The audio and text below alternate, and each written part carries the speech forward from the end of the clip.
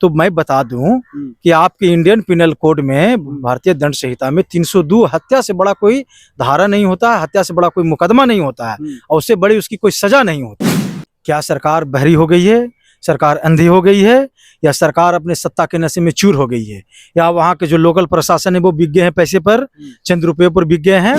तो इसमें 302 लगेगा, आईपीसी का 34 लगेगा, आईपीसी का 120B लगेगा और भी इसमें तमाम तरह के धाराएं लगेगी एविडेंस छुपाने के लिए। तो अभी तक उसकी गिरफ्तारी हो जानी चाहिए थी, और चाहे अगर वो फरार हैं तो अभी तक 1 मंथ होने को, अभी तक प्रॉपर्टी अटैचमेंट हो जाना चाहिए, 283 निर्गत वारंट इशू हो जाना चाहिए था, लेकिन प्रॉपर्टी कुर्की जब्ती हो जाना चाहिए थी। सरकार गूंगी और बहरी हो गई है, लोकतंत्र को ठेंगा दिखाया जा रहा है, कानून का डर खत्म हो गया है, कानून को ठेंगा दिखाया जा रहा है। अगर साबित हो जाता है कि जो किए हैं ऐसा जघन्य अपराध तो उनको क्या सजा मिले? दोस्तों, छपरा का एक मामला है जो कि सूरज और अंजलि का, जिसमें कि एक अपने ही पिता अपनी बेटी को विधवा बना देते हैं। तो उसी संदर्भ में ये वीडियो काफी वायरल हो रहा है, काफी सारे लोग जो है सर्च कर रहे हैं, सभी लोग अंजलि की और सूरज के न्याय के लिए गुहार लगा रहे हैं, जबकि सूरज अब नहीं है लेकिन उनके न्याय के लिए गुहार लगाया जा रहा है। उसी संदर्भ में हमसे अभी बात करने के लिए पटना हाईकोर्ट के प्रसिद्ध वकील बबलू सर हैं। इनसे हम लोग जानेंगे कि आखिर जिन्होंने ऐसी जघन्य अपराध की है उन पे क्या क्या धाराएं लग सकती है और अभी तक क्यों किसी की गिरफ्तारी नहीं हुई है। तो आइए इस वीडियो में आगे मैं ले चलता हूं। सबसे पहले सर, स्वागत है अनबॉक्स भारत। बहुत बहुत स्वागत। सर, क्या लग रहा है अभी तक कुछ नहीं हो पाया है? मैं समझता हूं कि आप इस मामला को जानते होंगे, जैसे भी जानते होंगे, लेकिन अभी तक कुछ नहीं हो रहा है, कोई कार्रवाई नहीं हो रही, तो कहां पे आपको लग रहा है कि लूप होल है? तो ये जब हमने इस तरह का घटना सुना, देखा, तो बड़ा अजीब सा लगा कि हमारा जो समाज है, हमारा जो देश है, वो कहाँ जा रहा है। छोटी छोटी बातों पे किसी की जान ले लेना, किसी की हत्या कर देना, किसी भी आदमी पे जानलेवा हमला करना, तो लगता है कि कहीं ना कहीं बहुत बड़ा गंभीर सवाल है। और आज के सोसाइटी में, जब हमारा सोसाइटी कहता है कि प्रोग्रेसिव सोसाइटी है, हम लोग प्रोग्रेसिव ह्यूमन हैं, तब किसी के प्यार करने पर, किसी के मोहब्बत करने पर उसकी हत्या हो जाती है। तो ये बड़ा गंभीर सवाल है ना। और जहां तक कि आपने बोला कि धारा कौन सी लगेगी, तो मैं बता दूं कि आपके इंडियन पिनल कोड में, भारतीय दंड संहिता में 302 हत्या से बड़ा कोई धारा नहीं होता है, हत्या से बड़ा कोई मुकदमा नहीं होता है और उससे बड़ी उसकी कोई सजा नहीं होती। तो इसमें 302 लगेगा, आईपीसी का 34 लगेगा, आईपीसी का 120B लगेगा और भी इसमें तमाम तरह के धाराएं लगेगी एविडेंस छुपाने के लिए। वो कह रहे हैं कि वो हमारी बेटी नहीं है, उसको हम मार देंगे, वो हमारी बेटी हमसे मर गई है।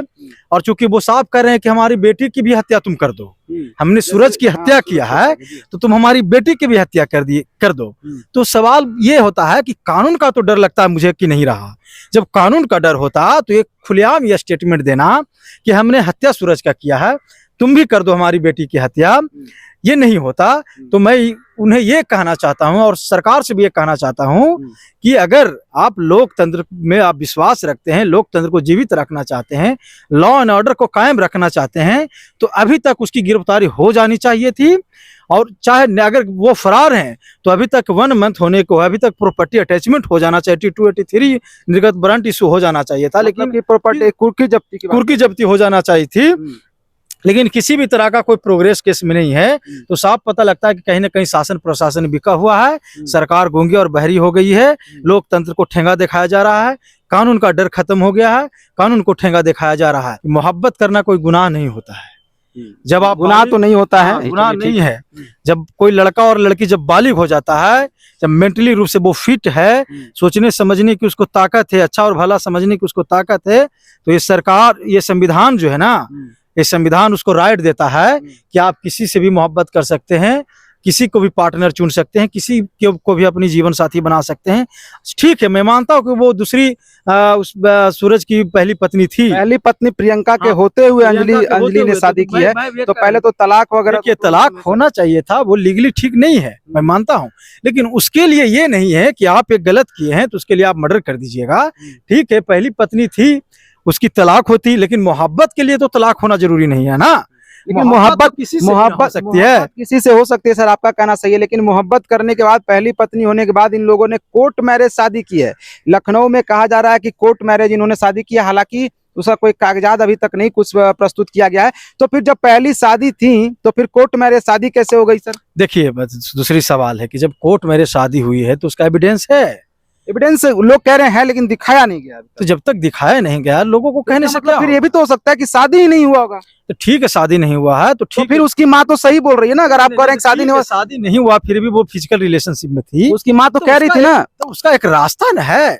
इसका मतलब आप किसी का मर्डर कर दीजिएगा मर्डर क्या? नहीं, लेकिन उसकी माँ जो अपनी बेटी पे, अंजलि पे जो लांछन लगा रही है कि वो रखेल थी सूरज की या फिर वैश्या के रूप में थी, तो उसका कथन कहीं ना कहीं सत्य हो जाएगा जब बिना शादी के आपके पेट में बच्चा है। मैं इस बात से इत्तेफाक नहीं करता हूँ। वो ठीक है, उनसे गलती हुई है, मिस्टेक हुआ है, लेकिन इसका मतलब ये नहीं कि अपने बच्चों को बेस्या बोल देना सारे पब्लिक के सामने, समाज के सामने इस तरह का स्टेटमेंट देना, किसी का मर्डर कर देना का जो मर्डर करने वाला व्यक्ति होता है ना, उसका कोई कैरेक्टर नहीं होता है। वो अंजलि पर, अपनी बेटी पर क्या कैरेक्टर उछाल करेगी, वो क्या इल्जाम लगाएगी? जब किसी का हत्या होते उसका जरा सा रूह नहीं कांपा, कलेजा नहीं कांपा, तो वो फिर किस मुख से बोलती है कि हमारी बेटी बेस्या है, वो है? ठीक है, उसकी पत्नी सूरज की पत्नी थी, तो इसका एक कानून सॉल्यूशन है, कानून में इसका सॉल्यूशन था, तलाक होता या दूसरी शादी होती या सामाजिक रूप से भी होता, जो भी होता वो सामाजिक रूप से, कानूनी रूप से उसका सॉल्यूशन निकाला जाता। लेकिन इसका मतलब ये नहीं कि आप किसी का हत्या कर दीजिएगा और ये बोलिएगा कि हमने सूरज का हत्या कर दिया है, अब भी हमारी बेटी की हत्या कर दो, तो ये साफ पता लगता है कि ये तालिबानी राज नहीं है। यहाँ लोकतंत्र है, यहाँ पे कानून का राज है, यहाँ पे संविधान का राज है, यहाँ पे हमारे पास आईपीसी, सीआरपीसी तमाम तरह के लॉ हैं, इससे रेगुलेट होगा। कानून का को हाथ में लेने की किसी को कोई हक नहीं है। अच्छा, आपने बोला कि कानून को हाथ में लेने किसी को हक नहीं, सब कुछ के लिए धारा बना हुआ है, आईपीसी है, हमारा संविधान है, सब कुछ बोला आपने। तो वो लोग बहुत दिनों से, जब से ये घटना हुई है तब से वो अपना सुरक्षा की मांग कर रहे हैं। अंजलि के घर वाले जो अभी ससुराल वाले जो है सुरक्षा की मांग कर रहे हैं, तो कानून क्या कर रही है आपकी जो अभी तक उसको एक दो गार्ड सुरक्षा में नहीं दे पा रही है? हाँ, तो ये बड़ा गंभीर सवाल है कि, तो मैंने पहले भी वीडियो में कहा था कि सरकार क्या कर रही है।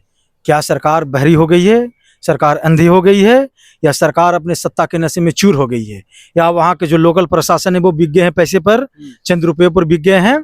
तो ये गंभीर सवाल उठता है कि इतनी बड़ी वारदात हो चुकी है, इतनी बड़ी हत्या हो चुकी है, किसी की जान चली गई है, पूरी मानवता को शर्मसार कर देने वाली घटना है, लॉ एंड ऑर्डर को एकदम तकिया ठेंगा दिखा देने वाला ये सवाल है।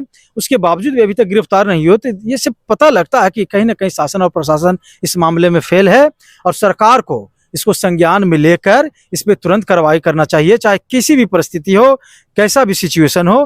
कानून को किसी का हक नहीं कि कानून अपने हाथ में लीजिएगा। हर चीज में आप यही बोल रहे हैं सर कि सब कुछ कानून के सहारे होता है, अभी तक कोई गिरफ्तारी नहीं हुई है, ना वहाँ पे कुछ भी हो पाया है अभी तक, तो फिर कैसे लोग कानून पे विश्वास करेंगे? वो भी फिर आप ही बोल रहे हैं कि सरकार की विफलता है, तो फिर सरकार नहीं काम करी तभी तो वो लोग इस प्रकार की हरकत करके आज खुला में घूम रहे हैं अभी तक।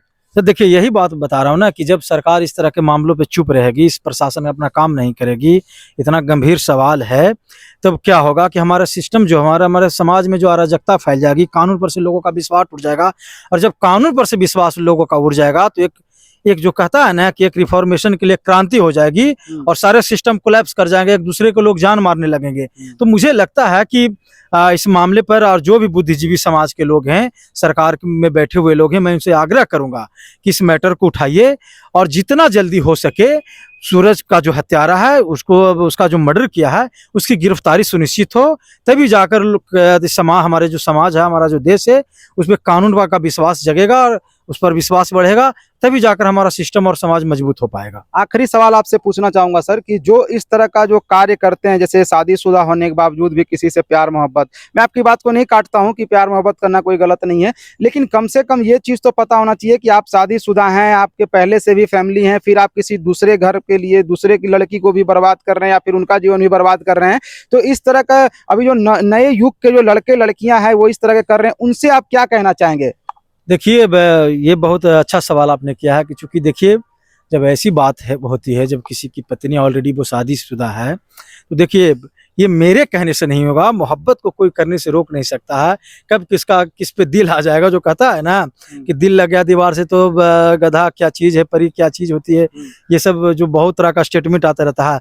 लेकिन मैं फिर भी कहूँगा कि चूंकि आप एक सामाजिक, एक अच्छे नागरिक होने का अपना सबूत दीजिए, और कोई भी काम कीजिए तो बेजाबते अपने दिमाग से वो काम सही दिशा में होना चाहिए, वो काम लीगली होना चाहिए, किसी प्रकार का विवाद नहीं होना चाहिए। और अपने माँ बाप के भी गरिमा को भी मैं कहना चाहता कि अपनी माँ बाप का जो इज्जत है, उनकी जो गरिमा है, उनका भी बनाए रखना एक बेटा और एक बेटी का एक कर्तव्य होता है, एक ड्यूटी होता है, एक अपना संस्कार होता है। तो मैं चाहता हूँ कि आप ठीक है, सब कुछ आपको अधिकार देता है, संविधान देता है, कानून अधिकार देता है, लेकिन अपने माँ बाप का भी सेवा करना, उनकी इज्जत को बनाए रखना, उनकी गरिमा का ख्याल रखना, ये भी हमारी संविधान ये बात करता है कि आप पहले राइट से पहले ड्यूटी आती है। तो अपनी ड्यूटी को भी आप समझिए, उसके बाद भी राइट आपके लिए है, राइट रिकॉग्नाइज होता है, वो आपको कोई कर्टेल नहीं करेगा। और कोई भी काम कीजिए, प्यार मोहब्बत कीजिए, तो उसका एक एज होता है, उसका एक कंडीशन होता है, उसका एक होता है, उसके अनुसार कीजिएगा। क्योंकि अगर आप ये जांच लेते पहले कि सूरज शादीशुदा है, अगर थोड़ा सा भी अगर आप जैसे आप बोले कि अगर जो बुद्धिजीवी है, जो मतलब मेंटली रूप से फिट है, उसको मोहब्बत करने का संविधान हक देती है, तो जो फिट है, सब कुछ से परिपूर्ण है, बुद्धिमान है, उसको ये भी तो जान लेना चाहिए कि वो लड़का शादीशुदा है। आज वो शादीशुदा लड़के से अगर ये प्यार में नहीं पड़ती तो हो सकता है सूरज जिंदा होता और अंजलि भी कहीं ना कहीं किसी और के घर की बहुत अच्छी बहू बनी। लेकिन यहाँ मैं कहूँगा कि यहाँ चूंकि जघन्य अपराध हुआ है, और मैं चाहता हूँ कि अंजलि को न्याय मिले, उसके साथ जो घटना हुआ है उसको न्याय मिले, सूरज वाले फैमिली को, सूरज की फैमिली को भी न्याय मिले।